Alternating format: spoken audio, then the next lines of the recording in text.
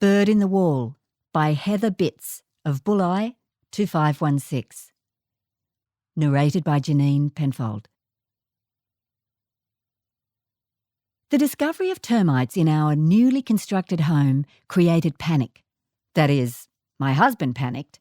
I watched on, not really sure of my emotions. Perhaps the best description would be dread, laced with anticipation of disaster.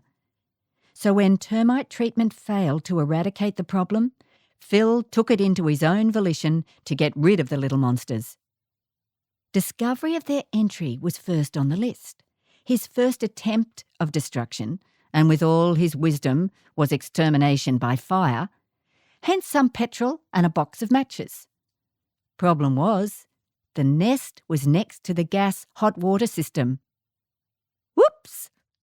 Not a wise move. Kaboom! One singed husband, a blackened wall, and a great deal of black smoke. Not letting this little hair-singeing event get the better of him. After all, his body hair would grow back in time, and a decent haircut would give him a more youthful appearance.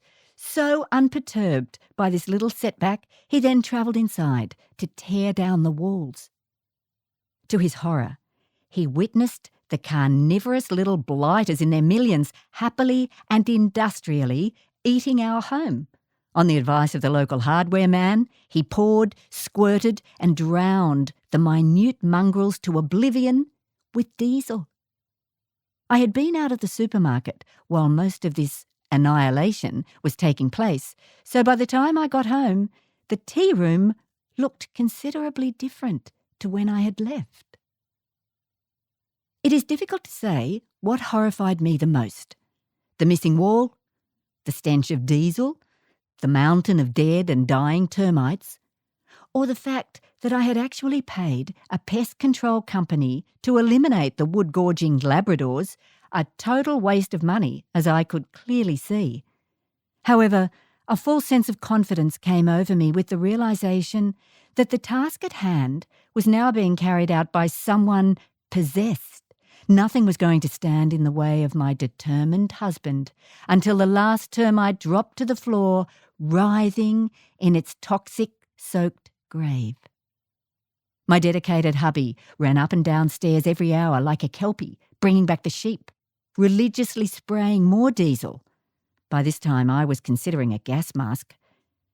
He squeezed through manholes and ceiling beams, diesel pump in one hand and a torch in the other.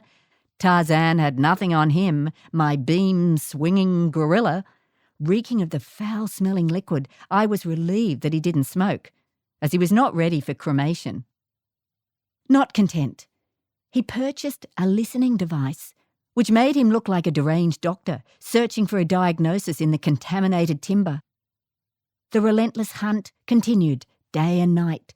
His restless dreams were full of wood-munching beasts. He continued his pursuit as high as he could climb, searching through cavities.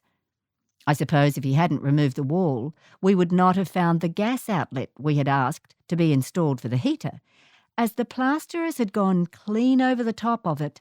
Anyway, with the current combustible situation, a heater was out of the question. My mother often said, "Things happen for a reason," so I look at it this way. If the insurance will cover the damage, and if I have a wall by winter, I won't need to light the heater, unless it is a particularly cold season. However, if we are freezing our butts, I can turn on the gas and have my house rebuilt with a steel frame.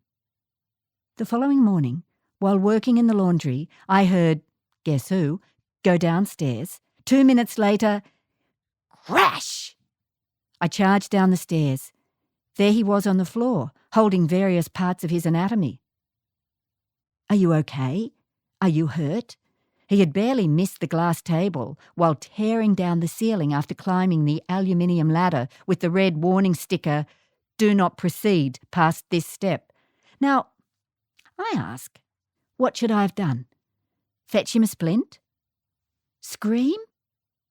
I couldn't see any protruding bones, so I eliminated the splint and went straight to the scream. I carried the once practical ladder outside. It was difficult not to compare it to a pretzel. Fortunately, after a few bangs with a hammer, It was almost as good as new. Now, one would think that was the end of the story. Except for the bird in the wall. Obviously, because the door had been open, while carrying out the mess and coaxed in by our peach-faced parrot who had survived the gaseous environment, a bird had flown into our recently modified room and was trapped in the wall. Phil mimed our parrot, an amazing mimic in a smelly flannelette shirt. He dutifully tapped the gyprock and declared the feathered visitor was so stupid because it could not find its way out. As anyone would be, hubby was distressed to hear the prisoner's chirp becoming weaker. Poor thing was obviously starving and claustrophobic. What to do? Idea! Disconnect the light fitting, place a honey seed block in the hole along with some water, then hang Julius in his cage to the ex-light fitting with the theory he would coax the ailing creature out. Enter the son-in-law. "What's going on, Phil?" "There is a bird in the wall, and it's getting weaker by the moment," was the reply. "Are you sure?" questioned son-in-law. Phil taps the wall. Bird chirps faintly back. Son-in-law asks, "When did you change the battery and the smoke alarm?" Son-in-law walks out, falls down in hysterics. Red is a charming colour, but somehow looks better on an overcoat. Phil removes Julius from his status as lifesaver, then replaces the light fitting. "Guess what I've done now?" he moans. "I left the seed and water in the cavity." That confession left me with visions of rats infesting the diesel-soaked rafters and what was left of my home. One may consider my reaction unfair. After all, he had shown great diversity in a harrowing situation. And incidentally, we are still married. The end.